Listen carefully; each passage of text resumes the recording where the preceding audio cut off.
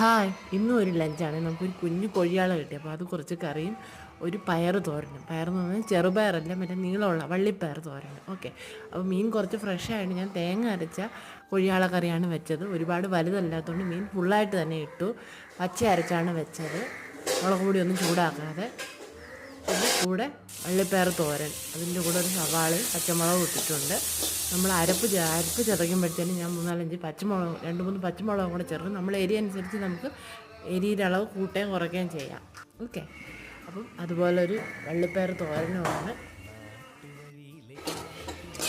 പിന്നെ ഇടയ്ക്ക് ഞാൻ തലേ ദിവസം ഉണ്ടായിരുന്ന ശകലം ബീട്രൂട്ടിൻ്റെ തോരനോട് ഇതും കൂടെ ചേർത്തിട്ടുണ്ട്. അതാണ് ഒരു റെഡ് കളർ വന്നത്. ഓക്കെ. അപ്പോൾ ഇത്രയേ ഉള്ളൂ ഇന്നത്തെ ലഞ്ച്. വീഡിയോ ഇഷ്ടപ്പെട്ടാൽ ലൈക്ക്, ഷെയർ, സബ്സ്ക്രൈബ് ചെയ്യണം. പുതിയൊരു വീഡിയോ ആയിട്ട് കാണുന്നവരെ എല്ലാവർക്കും ബായ്.